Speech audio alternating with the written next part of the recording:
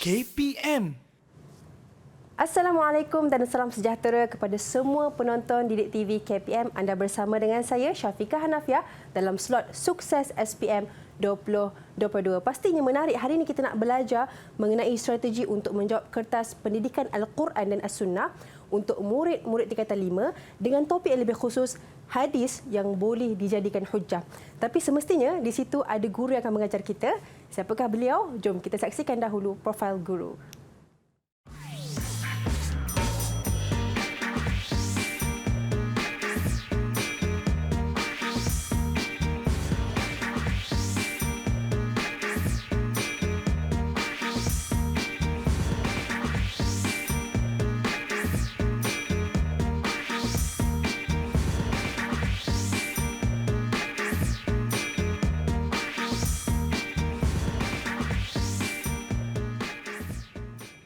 Baik, bersama dengan kita di studio pada saat ini Ustaz Ayub Muhammad Ali daripada SMK Seksyen 18 Shah Alam Selangor. Assalamualaikum Ustaz. Waalaikumsalam warahmatullahi wabarakatuh. Ustaz, apa khabar? Alhamdulillah, lama tak jumpa Syafiqah. Dah lama tak jumpa. Alhamdulillah, hari ini berjumpa juga. Alhamdulillah. Jadi Ustaz, untuk topik kita hadis yang boleh dijadikan hujah, kita nak belajar tapi tidak kita berdua sahaja dalam studio ni. Kita ada murid-murid yang mungkin Ustaz boleh memperkenalkan mereka. Persilakan. Okey, yang pertama sebelah kanan ya.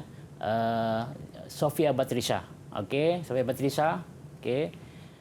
Kemudian atasnya sebelah kiri iaitu Intan Syafiqah. Syafiqah juga nama dia. Syafiqah juga. Okay. Hai. Okey, Intan Syafiqah. Yang bawah itu yang jauh sikit itu pakai kacamata itu Amir Hakim. Amir Hakim. Okay, Amir Hakim, hai Amir Hakim. Hai. Okey. Dan yang sebelahnya iaitu Danish ya. Danish. Okay, semua daripada SMK Seksyen 18. Baik, itu dia murid-murid yang akan bersama dengan kita di Google Meet pada hari ini. Dan saya yakin murid-murid di Malaysia juga ataupun di seluruh Malaysia pun turut-turut sama bersemangat untuk belajar topik kita pada hari ini, hadis yang boleh dijadikan hujah. Jadi Ustaz, kita nak mulakan kelas, dipersilakan. Okay. Terima kasih Syafiqah. Jadi Alhamdulillah pada pagi ini saya akan berkongsi dengan anda satu tajuk yang menarik, iaitu dalam bidang ulum Al-Quran, di bawah tajuk hadis yang boleh dijadikan hujah. Okey. Jadi sebelum itu saya nak kongsi kita punya slide, iaitu ada dua hadis yang boleh dijadikan hujah di sini, iaitu hadis marfu' dan hadis mauquf. Mungkin murid-murid tertanya-tanya, ataupun mungkin ada yang dah tahu apakah dia hadis marfu' dan apakah dia hadis mauquf. Rasanya murid-murid rakan murid di Google Meet akan cuba sama-sama merungkai, sama-sama merungkai tajuk kita pada pagi ini insya-Allah. Tapi sebelum itu saya nak paparkan satu matan hadis. Satu matan hadis marfu' ya. Ini hadis marfu'.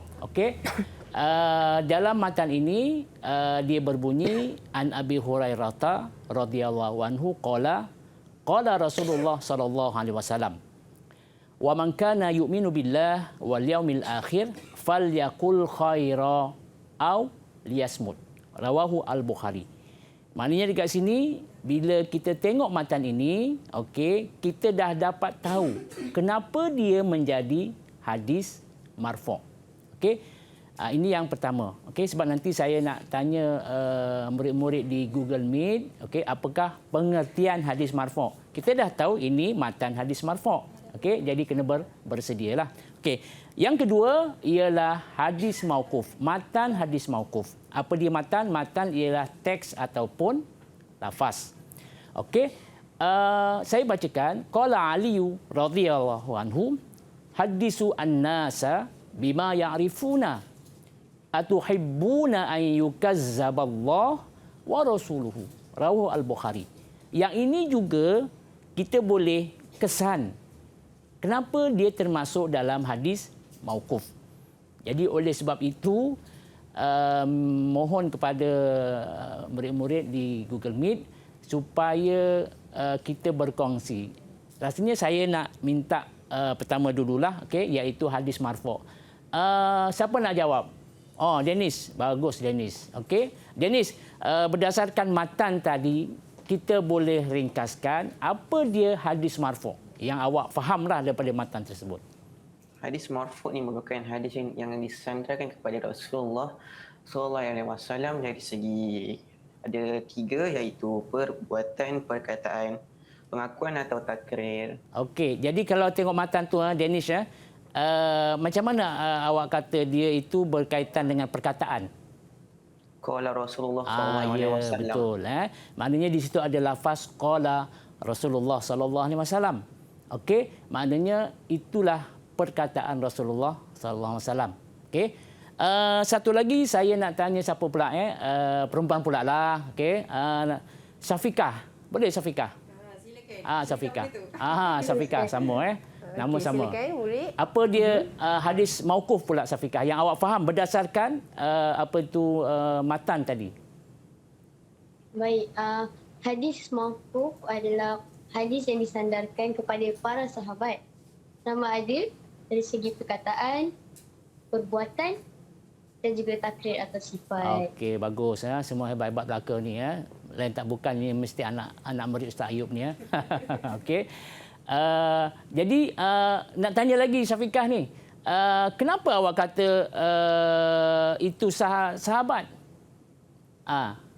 Apa beza dengan marfu' tadi? Kalau marfu' tadi, matan hadisnya tulis qala Rasulullah sallallahu alaihi wasallam. Kalau dekat matan hadis mauquf ni, dia tulis qala Ali. Ali itu merujuk kepada Sayyidina Sahabat. Ali, iaitu sahabat Nabi SAW. Jadi itulah yang dikaitkan dengan pengertian. Jadi dalam peperiksaan nanti, antara soalan yang dikemukakan mungkin dalam bahagian B, dalam bahagian B, soalan nombor 4, nombor 3. Antara soalannya ialah terangkan perbezaan hadis marfu' dan hadis mauquf. Jadi kalau persoalannya begini, bagaimanakah cara yang sebenar tadi rakan-rakan kita di Google Meet menjawab dengan baik. Jadi kalau dalam bentuk tulisan ataupun jawapan dalam kertas peperiksaan, kita boleh buat beginilah. Terpulanglah sama ada kita nak begini ataupun kita buat dalam bentuk jadual, iaitu hadis yang disandarkan kepada Rasulullah SAW. Sebab disebut qala Rasulullah sallallahu alaihi wasallam. Dari segi perkataan, Syafiqah perkataan, perbuatan, pengakuan dan takrir ini semua nanti kita akan terangkan di segmen yang berikutnya lah. Manakala hadis mauquf ialah khusus disandarkan kepada sahabat, sahabat radhiyallahu anhu. Sama juga sama ada perkataan, perbuatan ataupun takrir. Jadi maknanya kedua-dua hadis ini kita boleh jadikan hujah ataupun kita boleh guna pakai dalam kita menentukan sesuatu hukum selepas Al-Quran.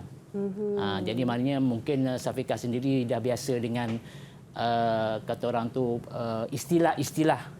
Maknanya kalau pelajar yang pernah mengambil Al-Quran Sunnah, dia mesti tidak asing lagi, familiar lah sangat dengan istilah-istilah hadis mauquf, hadis marfu' kan. Jadi daripada kita matan itu kita dah tahu apakah dia marfu' dan apakah dia mauquf. Itu adalah penjelasan mengenai dengan apakah itu hadis marfu' dan juga hadis mauquf. Jelas sangat Ustaz. Kan ada satu hadis yang disandarkan kepada Nabi dari segi perkataan ke, perbuatan ke, takrir, ataupun hadis marfu', hadis mauquf yang mana disandarkan kepada sahabat-sahabat.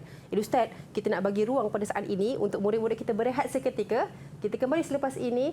Sukses SPM 2022. Terbaik. Didik TV KPM.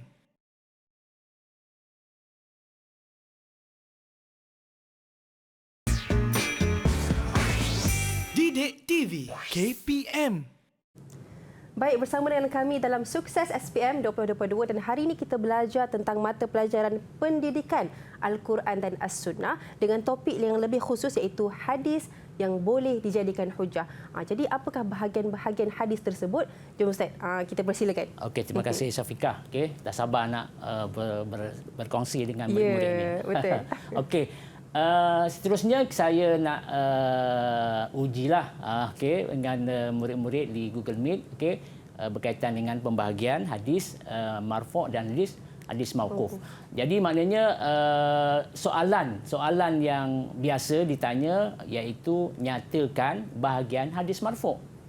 Jadi saya dah buatkan satu biasa untuk soalan ini berbentuk grafik ya macam ini, okey.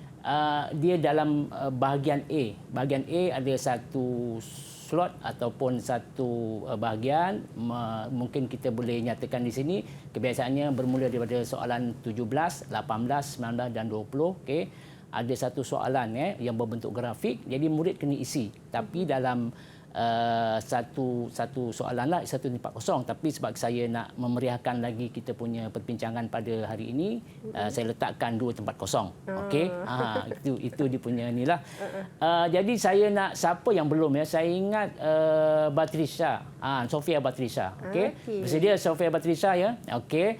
Jadi merujuk kepada slide ataupun gambar rajah yang saya kongsi. Cuba Batrisha, Ustaz nak satu saja. Okey, maknanya marfu' ni dia ada 3 bahagian. Dot. Okey, yang kedua pun dot atau X and Y, dan satu lagi takrir. Jadi Ustaz nak minta Batrisha cuba nyatakan apakah dia X itu. Agak apanya jawapan tersebut. Okey, silakan Batrisha. Salah satu dia perkataan. Perkataan. Okey, betul, bagus. Terima kasih Sofia Batrisha. Dennis pula macam tak sabar menjawabnya. Okey. Dennis dah sedia? Okey. Y apa pula Dennis? Boleh buka mic Dennis? Mic tak buka. Sampai Sorry, pun. saya nampak. Okey. Suara cantik. X itu merupakan perbuatan. Okey, perbuatan. Jadi maknanya kalau kita tengok jawapan yang sebenar, terima kasih Dennis, lebih kurang beginilah, perkataan, perbuatan dan juga takrir. Okey, kita dah tahu dia punya pembahagian. Ustaz nak jelaskan lagi ringkas ataupun lebih lanjut berkaitan dengan apakah yang dikatakan perkataan. Baik. Okey. Tadi yang mula-mula kita punya matan tadi ialah perkataan, iaitu perkara yang diucapkan oleh Rasulullah SAW. Biasa disebut qala Rasulullah SAW. Okey. Contoh kan dalam hadis yang pertama tadi, qala Rasulullah SAW, wa man kana yu'minu billahi wal yaumil akhir falyaqul khaira. Itu perkataan Rasulullah SAW tu. Rasulullah kata, siapa yang beriman dengan hari akhirat, maka hendaklah dia bercakap benda yang baik-baik. Ini hadis riwayat Bukhari ni, Safiqah ya. Maknanya kalau kita beriman kepada Allah, okey, kena cakap yang baik. Okey, jangan saja mengumpat ke, mengadu domba ke. Jadi ini dinyatakan sebahagian daripada kalam perkataan Rasulullah SAW. Marfu', sebab marfu' ni hadis yang boleh kita jadikan hujah tadi. Okey. Yang kedua, iaitu perbuatan. Apa dia perbuatan? Perbuatan ialah mungkin Rasulullah tak sebut tapi Rasulullah lakukan. Okey, lakukan. Contohnya kat sini, sifat Rasulullah SAW ni dia lebih suka kepada kanan. Kanan kan, benda yang baiklah. Okey, jadi ada satu hadis bila perbuatan ini biasa dalam matan ataupun lafaz hadis itu dia menyatakan kana Rasulullah SAW. Kalau perkataan disebut qala Rasulullah SAW. Tapi kalau perbuatan kana Rasulullah SAW yuhibbu at-tayammuna fi tuhurihi. At-tayammuna itu maknanya suka kanan. Maknanya dia solat ke, dia ambil wuduk ke, yang benda baik ni dia suka kanan. Okey, pakai selipar ke. Okey, jadi itu yang dikatakan perbuatan. Kana Rasulullah SAW. Maknanya beza kat situ qala satu lagi kana. Ya, cara nak inilah cara kita nak bezakan. Kemudian yang ketiga, para pelajar ya, berkaitan dengan takrir. Takrir iaitu perkara yang didiamkan oleh Rasulullah SAW. Okey, maknanya sebab kalau Rasulullah kata jangan, jadi haram pula dilakukan. Betul juga. Kalau Rasulullah kata buatlah, jadi wajib pula. Okey, jadi Rasulullah senyap. Dia tak kata ya, tak kata tidak. Ada satu contoh yang paling familiar, iaitu peristiwa Rasulullah SAW. Satu hari Khalid Al-Walid menjemput Rasulullah makan. Okey. Tapi Khalid Al-Walid mengidangkan dob. Dob ni maknanya biawak padang pasir lah. Nama dia biawak kan, tapi maknanya dia halal dimakan. Sebab dia tidak lidah bercabang. Biawak lain lidah bercabang, dua alam kan. Yang ini boleh dimakan, halal dimakan. Jadi Rasulullah kata dob ni tak ada kat kampung aku. Tak ada di kawasan aku lah. Jadi dia kata gitulah. Jadi Khalid Al-Walid pun dia potong, dia makan dan Rasulullah melihat. Tapi Rasulullah tak kata jangan makan atau makanlah, sebab itu dua-dua itu boleh efek kepada hukum sebenarnya. Hukum kan? Haram ataupun wajib. Sebab itu Rasulullah diam. Diam itu adalah takrir. Jadi sebab itu hadis marfu' itu kita boleh bagikan kepada 3 bahagian. Saya ulangi, iaitu perkataan, perbuatan, takrir dan juga sifat. Takrir lah, dan juga sifat ada satu lagi lah, termasuk dalam takrir jugalah. Okey. Yang ini jelas murid-murid di Google Meet dan juga di luar jelas, dan seterusnya tadi baru marfu' Syafiqah. Kita ada satu lagi iaitu mauquf. Mauquf pula bagaimana? Okey. Soalannya pun lebih kurang sama, nyatakan bahagian hadis mauquf. Saya Ustaz nak minta Hakim Hakim cuba nyatakan jawapan. Maknanya kalau nak jawab untuk X tu apa dia? Seperti dalam slide. Okey. Jawapan untuk X adalah perkataan. Okey. Untuk Y? Y takrir. Takrir. Okey, cuba kita tengok jawapan. Ya betul. Okey, cuma dia terbalik. Okeylah kan. Okeylah, betul. Tak ada hal. Mana termasuk dalam bahagian itu. Okey, bagus. Hebat-hebat semua anak murid Ustaz Ayub ni. Okey, tengoklah siapa guru dia kan. Okay. Hebat juga, masya-Allah. Okey. Jadi maknanya kat sini sama juga macam tadi, cuma yang tadi adalah dilakukan oleh Rasulullah, perkataan, perbuatan, takrir Rasulullah, tapi yang ini dia khusus untuk para sahabat. Okey, perkataan apa dia? Perkataan contohnya dinyatakan oleh Sayyidina Ali yang mula-mula tadi saya paparkan, iaitu hadisun nas bima ya'rifuna. Sayyidina Ali kata kalau kita nak bercakap dengan manusia atau orang lain, kita kena ikut dia punya tahap. Kita pun Syafiqah ya, kalau kita cakap dengan anak buah tapi tak ada anak lagi Syafiqah ya. Okey, belum kahwin lagi ya. Alhamdulillah. Okey, anak buah lah ya.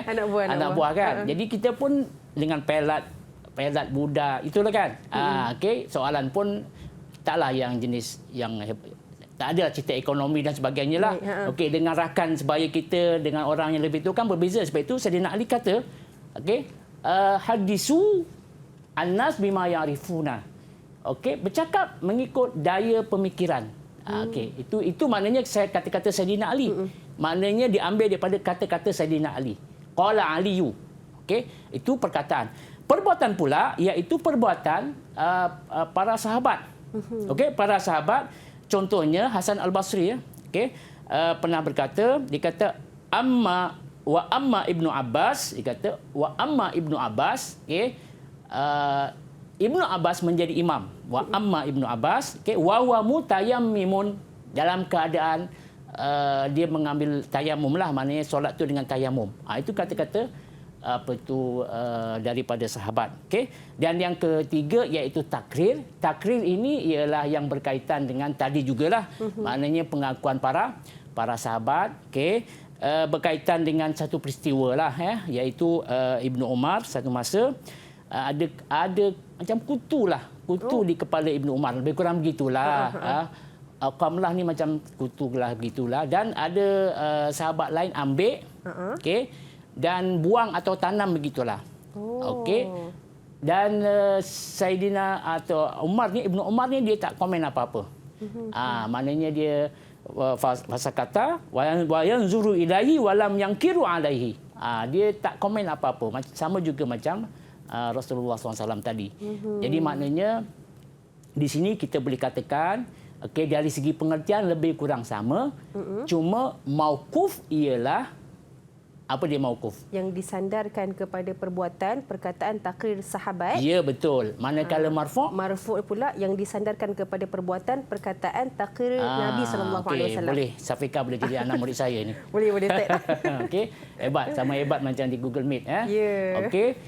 Jadi rasanya ini jelas. Okey. Jelas dan maknanya kalau dari segi soalan, okey, yang saya sebutkan tadi, mungkin dia akan berada ataupun ditanya dalam bahagian A, tapi bahagian A mungkin antaranya bentuknya seperti yang tertera dalam bentuk grafik ataupun dalam bentuk bahagian B iaitu soalan subjektif. Okey, maknanya murid-murid diminta mengeluarkan jawapan mengikut tadilah ada 3 bahagian. Just letak. Tapi saya cadangkan untuk bahagian B murid-murid menulis jawapan dalam bentuk poin.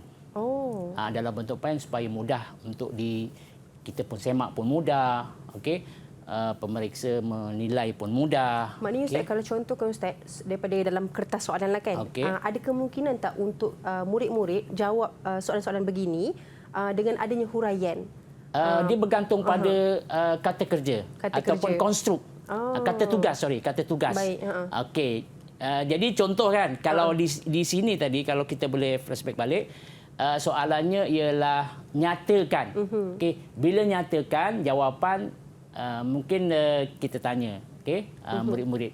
Kalau nyatakan Syafiqah, saya suka Syafiqah sebab itu Syafiqah kan. Kalau nyatakan jawapan macam mana Syafiqah? Jawapan direct terus Ustaz. Direct ataupun ringkas tanpa huraian. Tapi kalau jelaskan, huraikan, terangkan, maka jawapan dalam bentuk apa ni Danish? Terangkan, jelaskan, huraikan, jawapan dalam bentuk Ringkasan. Ringkas tapi ada huraian. Ringkas juga tapi kena ada huraian. Kena ingat tu. Okey. Jangan alpa sebab akan dipotong markah. Maknanya Ustaz, kalau contoh ada soalan jelaskan ataupun huraikan, kiranya kita bukan setakat letak perbuatan apa-apa tapi maknanya, kita kena jelaskan dengan hadis ke? Kita letak fakta. Okey. Kemudian kita kena huraikan. Huraikan mudah. Huraikan boleh apa-apa pernyataan kita boleh jadikan sebagai huraian. Cumanya saya punya tips iaitu kita guna kabus. Kabus. Tahu di kabus Safika? Apa tu Ustaz? Kabus itu K kerana. A agar. B bagi. U untuk, S supaya atau seperti. Itu paling mudahlah. Okey, sebab kita nak fikir-fikir pun payah kan. Jadi orang kata analogi dia dah ada, dah jalan orang buat. Kita follow je lah. Okay? Tapi kan, kalau kita nak, saya nak buat saya punya sendiri. Saya tak nak tiru orang lain. Boleh.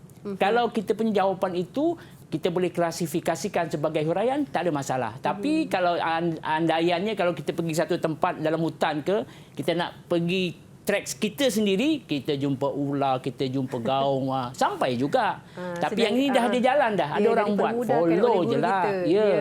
Betul. Okay. Ustaz, satu lagi soalan saya nak tanya Ustaz. Maknanya kalau contoh kata sahabat, perbuatan daripada sahabat, takrir sahabat, maknanya yang meriwayatkan hadis tersebut adakah daripada golongan sahabat ataupun orang lain? Macam tu. Contoh kata-kata Nabi kan, Nabi berkata, Nabi bersabda. Maksudnya yang meriwayatkan hadis tu daripada siapa? Contohnya daripada sahabat-sahabat ke? Ya, boleh. Boleh juga begitu sebab kita ada pelbagai jenis hadis sebenarnya. Ya, Jadi maknanya kalau dalam kita punya bacaan hadis lah kan. Jadi kan mula-mula daripada Rasulullah, kemudian sahabat, kemudian tabi'in, kemudian itba'ut tabi'in. Itu mesti tu. Itu maknanya mesti bersambung sanad. Baik. Mesti ada sahabat. Tak boleh skip. Mesti ada sahabat. Kalau skip dikira hadis dhaif. Okey. Sebab itu menarik sekiranya kita belajar ulum hadis ni sebenarnya sangat menarik. Sebab mungkin isunya kita boleh membaca hadis, tetapi bagaimana nak menentukan status hadis itu sahih, dia punya mekanisme lah. Teknikal dia bagaimana. Sebab itu kena belajar ulum hadis yang kita tengah belajar sekarang ni. Baik. Terima kasih Ustaz atas jawapan. Jadi Ustaz, mungkin Ustaz ada huraian lebih lanjut berkenaan dengan topik bahagian hadis pada kali ini. Okey, terima kasih Safika. Jadi murid-murid yang di Google Meet, Okey, pesanan Ustaz. Okey, apa yang penting di sini ialah bahagian itu anda kena kuasai dari segi takrif. Contohnya tadi, perbuatan, perkataan apa dia? Kena tahu. Sebab mungkin akan ditanya. Okey, ataupun takrif itu apa dia? Itu antara maknanya soalan yang kita biasa untuk menjawab soalan, kita kena fokus kepada soalan trending. Bukan kita trending tu kita dalam tu saja kan. Maknanya dalam soalan pun sama sebab bila soalan trending kita boleh fokuskan apa dia soalan-soalan yang biasa ditanya, yang popular ditanya. Jadi kalau itu kita kuasailah. Sebab isunya kalau soalan trending ni biasanya antara soalan-soalan yang kita, walaupun tak 100% keluar tetapi sebenarnya kita boleh katakan mungkin 80%. Jangan tinggalkan. Itu salah satu cara tu sebenarnya. Okay? Supaya murid dapat kuasai, dapat skor.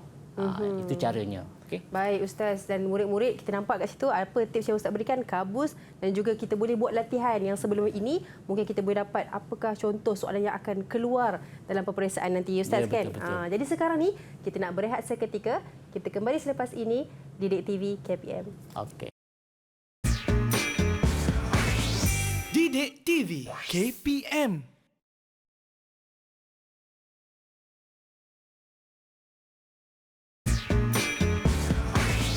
Didik TV KPM. Baik, bersama dengan kami dalam slot sukses SPM 2022 dan hari ini kita belajar tentang mata pelajaran pendidikan Al-Quran dan As-Sunnah dengan topik yang lebih khusus untuk murid-murid tingkatan 5, hadis yang boleh dijadikan hujah.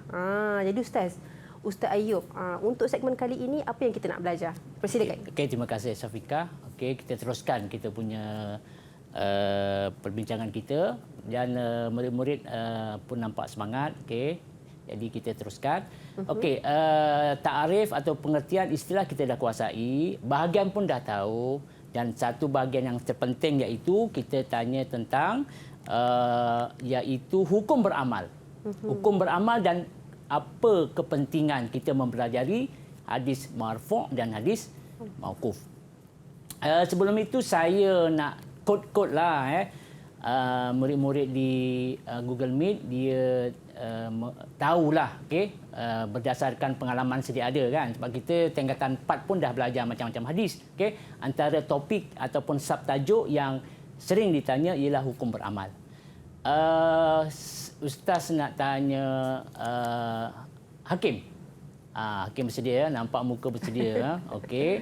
Hakim, agaknya lah kalau Ustaz tanya Hakim, apakah hukum beramal? Okey, dengan hadis marfu'.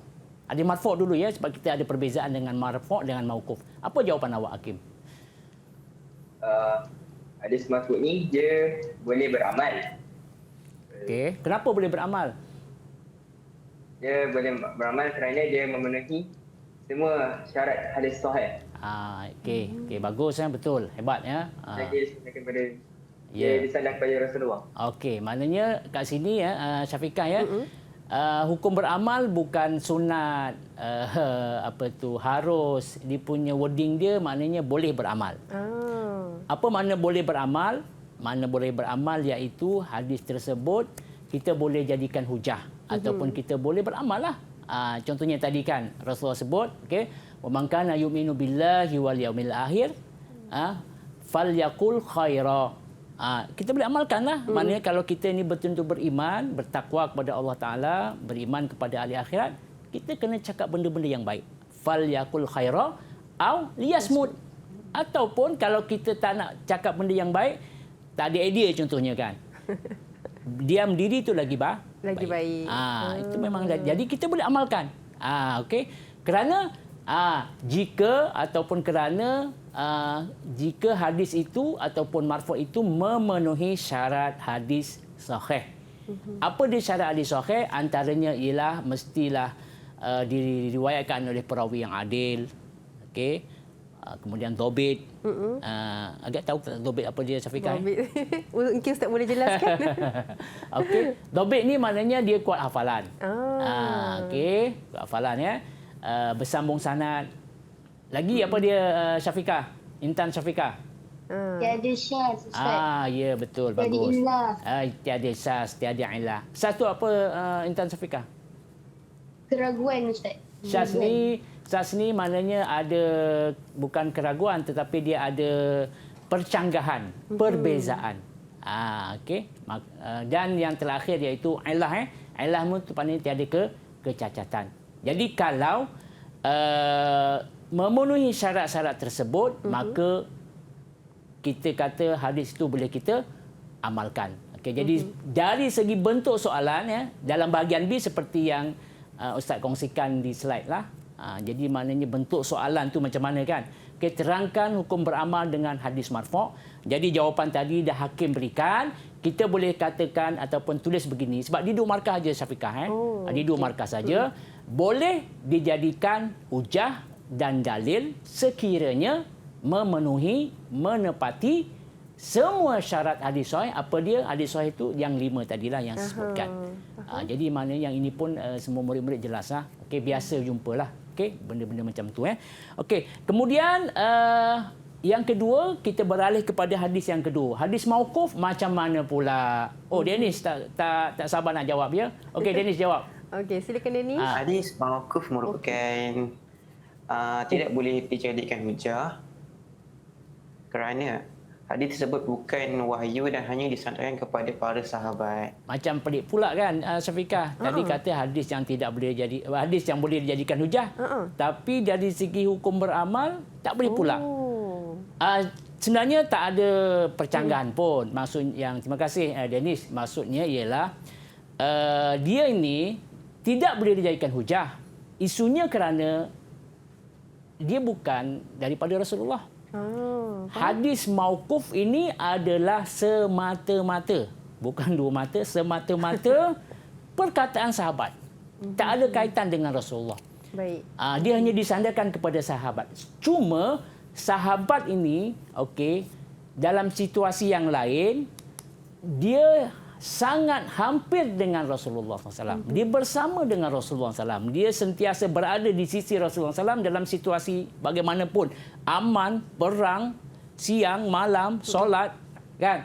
Oleh sebab itu, para ulama mengatakan, boleh beramal. Tapi dengan syarat. Sebab itu, benda yang pertama tu tidak boleh diamalkan. Tapi sebenarnya boleh diamalkan dengan syarat-syarat tertentu. Baik, ada syaratnya lah. Ada syarat dia. Jadi dalam slide yang saya kongsikan, soalannya mungkin akan tanya sebab itu dia tak boleh terpisah. Okey, kalau nak beramal macam mana? Jadi terangkan syarat jika ingin beramal dengan hadis mauquf. Okey. Jadi ulama ataupun membahagikan kepada 4 syarat. Okey. Yang pertama, murid-murid kita boleh beramal jika syarat yang pertama apabila para sahabat menyebut perkara gaib. Syurga, neraka, sirat. Kalau disebut syurga, neraka, cerita neraka, betul lah sebab itu mesti daripada Rasulullah SAW. Sebab mereka hampir, paling hampir. Kalau tabi'in dah jauh. Ya, betul. Sahabat ni orang yang bersama dengan Rasulullah, pernah berjumpa Rasulullah dan mati dalam Islam. Baik. Abu Jahal tu pernah berjumpa Rasulullah tapi kenapa dia bukan dari golongan sahabat? Sebab dia Agak-agak bukan kenapa? Islam, Ustaz. Ya, sebab dia bukan Islam. Dia bukan Islam. Dia berjumpa Rasulullah kan? Tapi tidak disebut sebagai sahabat sebab dia mati dalam kafir. Okey? Itu yang pertama. Sebut saja sirat, sebut saja neraka, syurga, maka kita boleh amal. Ambil apa yang disebutkan oleh sahabat sebab itu mesti daripada Rasulullah SAW. Okey, yang kedua. Apabila para sahabat melakukan perbuatan yang tidak boleh berijtihad, maknanya sudah qat'i. Macam solat. Sudah qat'i kan? Bukan ijtihad. Benda yang qat'i. Seperti dinyatakan dalam buku teks, Sayyidina Ali dia solat gerhana. Mana bolehlah, tak ada masalah. Mana benda yang qat'i, bukan ijtihad. Ijtihad ni mana kita boleh buat dan boleh tidak buat. Tapi benda yang qat'i, walaupun sahabat yang cerita kita boleh amalkan. Ini syarat dia lah. Macam panjang kan. Tapi itulah bendanya macam tu. Okay?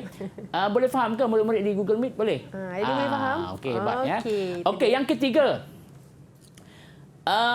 Para sahabat bercerita tentang sunnah Rasulullah SAW. Para sahabat bercerita tentang sunnah Rasulullah SAW. Sebab sahabat ni adalah orang yang bersama Rasulullah SAW. Jadi kalau dikata antara perbuatan sunnah yang Rasul buat itu dan ini, bolehlah kita buat sebab itu adalah perbuatan Rasulullah SAW. Sunnah ni kan perkara yang Rasulullah buat kan. Okey. Dan yang keempat iaitu apabila para sahabat dia melakukan satu perbuatan, Rasulullah di depan Rasulullah tapi wahyu tak turun untuk menegur ataupun ada kadang-kadang antara salah satu sebab turunnya wahyu iaitu teguran perkara-perkara yang berkaitan. Kalau tak ada teguran maknanya kita boleh gunakanlah. Baik. Situ situasi dia. Jadi rasanya kena fahamlah empat ni. Yang tanda kuning tu para murid-murid di Google Meet itu poin dia. Ghaib, yang kedua ijtihad, boleh jelas supaya kita nampak dia punya poin lah. Yang ketiga ialah perbuatan sunat. Yang keempat iaitu tidak turun untuk menegur. Itu dia punya wording untuk kita ingatlah. Kadang-kadang kalau kita panjang-panjang pun kita tak ingat poin Syafiqah. Jadi kita gunakan begitu dia akan mudah. Okey, kemudian kepentingan. Kenapa kepentingan ni Syafiqah sebenarnya dia maknanya apa pentingnya kita beramal ataupun kita mengambil hadis marfu' dan mauquf. Oleh sebab itu jawapan untuk kepentingan ini mesti dimulakan dengan dapat. Oh, dapat. Sebab gini, ingatnya murid-murid di Google Meet kadang-kadang isunya kita ni kepentingan ni macam umum, respon terbuka. Jadi murid menjawab tak sampai maksud, tak jejak bumi istilahnya. Tak sampai. Macam mana nak bagi markah ni tak ada. Jadi salah satu cara mesti mulakan dengan dapat. Kenapa penting? Sebab kita dapat. Begitu. Faham? Okey? Boleh jelasnya murid di Google Meet. Okey, antara dia punya wording lah jawapannya dapat dapat mengetahui hadis dan cabangnya. Oh, rupanya hadis marfu' tu ada 3. 3 tu apa? Mungkin perbuatan, perkataan. Itu kepentingan kita belajar hadis marfu'. Kalau tak, mungkin kita anggap yang disandarkan kepada Rasulullah saja. Okey, dan yang paling penting ialah yang ketiga, yang kedua itu iaitu kita mengamalkan ajaran yang daripada sumber yang sahih. Itu yang kita nak. Maknanya bukan kerana taklid kan, ikut-ikutan, tapi daripada sumber yang sahih. Yang sebab itu kita nak begitu situasinya. Selain daripada jawapan ni Ustaz kan, dapat mengetahui, dapat mengamalkan, ada ke lain daripada tu Ustaz? Ada banyak. Ada banyaklah kan Ustaz kan? Banyak. Maknanya bergantung pada sebab dia respon terbuka. Yang penting dia ada kaitan dengan Rasulullah ataupun hadis marfu' itu. Itu situasinya begitu. Okay. Baik, itulah. Ada satu lagi. Silakan, sikit. Dan mungkin silakan. ada masa sedikit Silakan, lagi. silakan, Okey. Saya nampak beginilah. Okay. Ada hadis Rasulullah SAW. Okay. Berkaitan, sebenarnya berkaitan dengan kepentingan juga. Rasulullah menyatakan, ambillah apa yang aku tinggalkan. Iaitu hadislah, hadis marfu'. Okay. Sebab Rasulullah ada menyebut, sesungguhnya umat-umat dahulu yang sebelum Nabi SAW, musnah, hancur, berpecah belah kerana mereka ini banyak soal. Macam Bani Israel kan. Nabi Musa suruh sembelih lembu. Lembu kala apa, lembu jantan ke betina. Tapi Rasul dah bagi peringatan, umat dulu mereka tu hancur, berpecah-pecah kerana mereka tu banyak berselisih faham. Tak nak menerima pandangan nabi-nabi mereka. Sebab itu Rasulullah bagi satu tips dalam hadis marfu' ni. Dia kata, fa iza nahaitukum fajtanibuh. Senang saja. Apa yang aku nahaitukum ni tegah, fajtanibuh. Apa maksud fajtanibuh ni, Syafiqah tahu tak? Jauhkan. Ya, jauhkan. Jauhkan diri. Jangan banyak cerita. Jangan banyak cerita. Fa iza amartukum amrun, maka kita kena buat. Kita kena buat mastata'tum, mengikut kemampuan kita. Suruh solat contohnya. Kan ada peringkat-peringkat dia kan. Maknanya jangan cerita kalau aku sakit macam mana, kalau aku tak boleh kena air macam mana. Just dia ada dah mastata'tum, mengikut kita punya kemampuan. Sebab itu kalau kita tengok hadis ni hadis sahih diriwayatkan oleh Bukhari, cuma matan saya tak berapa ingat, tapi itu isi dia sangat baik untuk kita. Okey, menilai ataupun kita nak mengikut hadis marfu' ini sebagai kepegangan kita, kepentingan kita yang kita kata itu dapat mengamalkan ajaran Islam dengan sumber yang sahih. Baik, saya faham. Itu dia tentang hukum beramal dan juga kepentingan untuk kita mengamalkan hadis marfu' dan juga hadis mauquf mengikut syarat-syaratnya. Jadi sekarang Ustaz, kita nak bagi ruang untuk adik-adik kita, murid-murid kita untuk berehat seketika. Kita kembali selepas ini. Sukses SPM 2022. Didik TV KPM.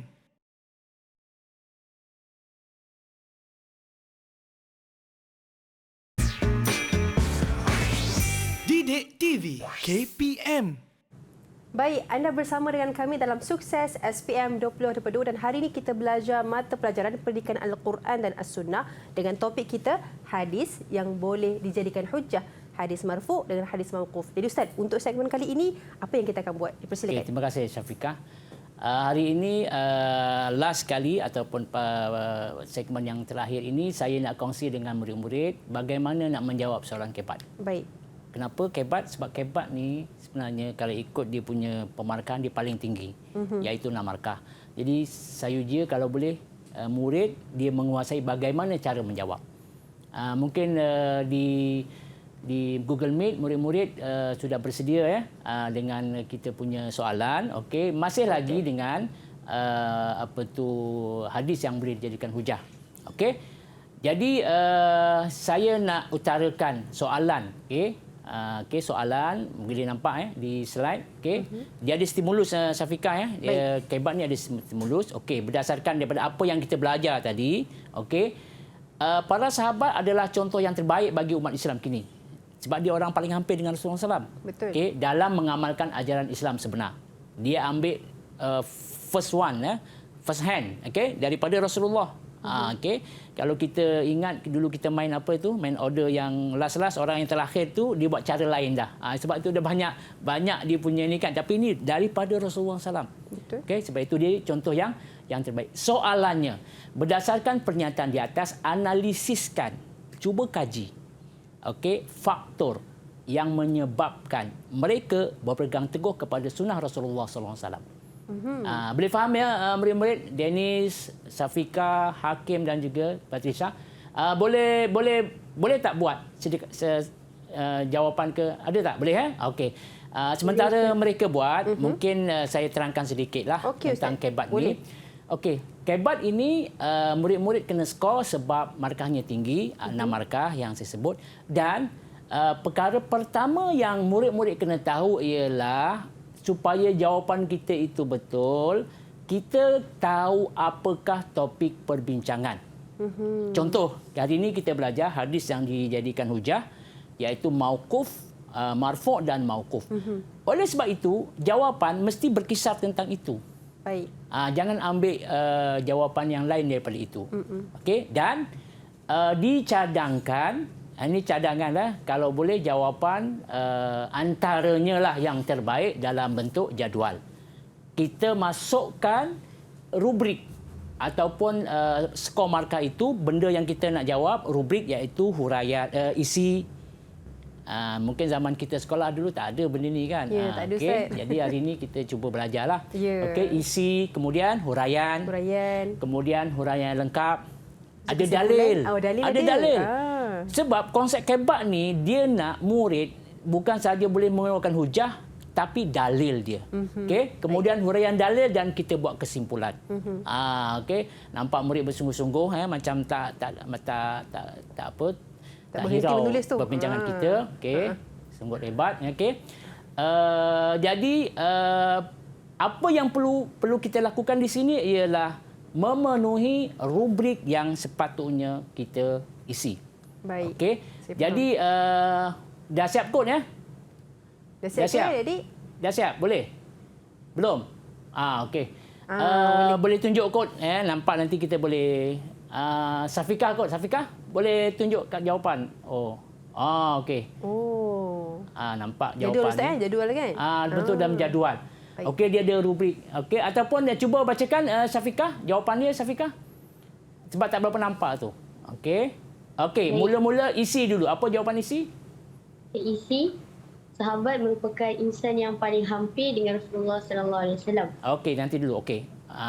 Soalannya, faktor yang menyebabkan mereka berpegang teguh kepada Rasulullah. Jawapannya dia kata tadi, orang yang paling hampir dengan Rasulullah. Okey, betul lah. Betul? Betul, okey. Hussein? Betul. Kan? Sebab dia orang first hand dapat daripada Rasulullah. Berbanding orang kita ni sebab itu ada ajaran sesat. Dah jauh sangat dah. Jauh sangat. Pelbagai-bagai dia punya penerangan dia punya lah. pemahaman. Dia first hand daripada Rasulullah SAW. Betul. Okey, yang kedua ialah dari huraian. Syafiqah, huraian. Okay, huraian, mereka dapat menyaksikan segala perbuatan serta percakapan dalam hidup baginda Rasulullah SAW. Maknanya mereka orang kata dapat menyaksikan lah. Okey, suatu asbab turun ya. Turun, asbab nuzul turun. Kemudian huraian lengkap. Huraian lengkap, contohnya para sahabat mengamalkan sunnah Rasulullah SAW.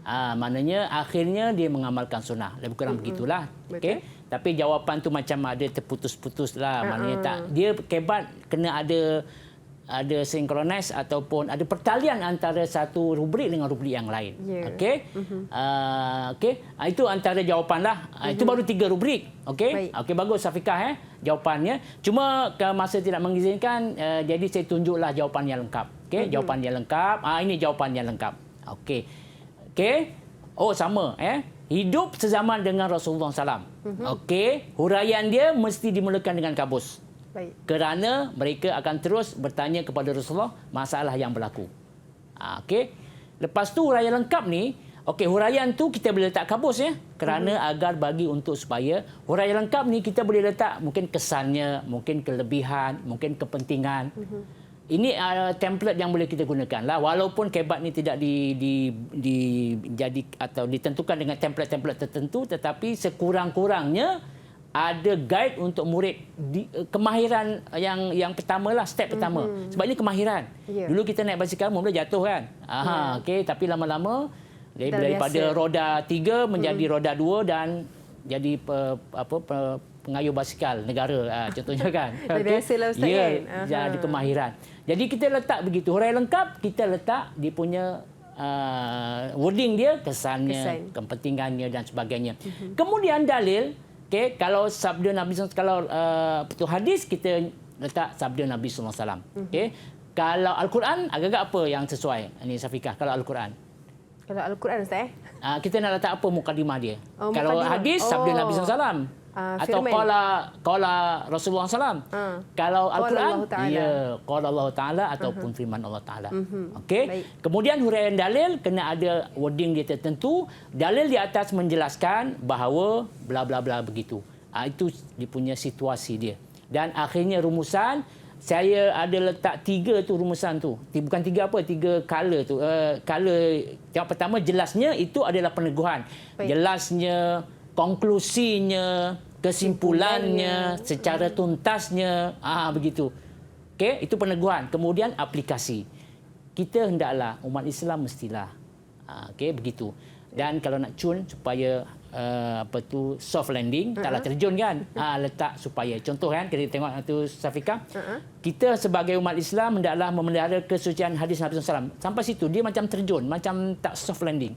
Tapi kalau kita letak kabus tadi, kabus ada di tempat lah, satu di huraian, satu di rumusan, supaya terpelihara daripada terseleweng ketika mengamalkannya. Nampak dia punya flow dia bersangkutan antara satu sama lain. Boleh murid-murid di Google Meet. Syafiqah pun rasanya kalau suruh jawab soalan ni dia boleh jawab kot, sebab ada contoh Ustaz. kan. Okey. Jadi Ustaz, mungkin Ustaz boleh berikan rumusan untuk topik kita pada hari ini. Okey, terima kasih. Okey. Rasa sedih sebab nak habis kan? Nak habis Ustaz. Okey, kalau nak sambung lagi. Okey, di punya rumusan yang pertama, menguasai format. Format adalah yang terpenting. Bila kita menguasai format, kita tahu apa yang kita nak fokus. Sebab itu kalau murid nak periksa, ditanya guru dia, cikgu apa yang keluar, itu maknanya murid tidak menguasai format. Kalau dia menguasai format, bahagian A apa dia, tentulah dia tahu dah apa dia nak fokus. apa yang akan ditanya pada soalan kalau dalam bentuk ulum hadis begini, dia tahu antaranya takrif mesti keluar. Okey, ataupun hukum beramal. Okey. Yang kedua ialah menguasai bentuk-bentuk soalan yang popular. Popular ni mungkin diambil daripada soalan-soalan pertengahan tahun, akhir tahun, trial, okey. Dan saya dapati semua tempat dia lebih kurang sama bentuk soalannya. Okey. Dan yang ketiga ialah ini sangat penting. Sentiasa menyempurnakan tugasan yang dibekalkan oleh guru kerana itu saja soalan yang guru berikan. Kalau murid-murid tak menyempurnakan, tidak ada lagi latihan-latihan yang sepatutnya mereka dapat. Betul, Ustaz. Okey? Okey, Itu Ustaz. saja. Terima kasih atas rumusan dan perbincangan tentang topik kita pada hari ini, hadis yang boleh dijadikan sebagai hujah. Terima kasih, Ustaz. Okey, Dan terima kasih sama-sama. juga kepada semua murid-murid daripada SMK Seksyen 18 Shah Alam Selangor dan semua murid-murid di luar sana. InsyaAllah, mudah-mudahan dapat manfaat. Kita bertemu lagi di lain hari. Saya Syafiqah Hanafiah. Assalamualaikum warahmatullahi wabarakatuh.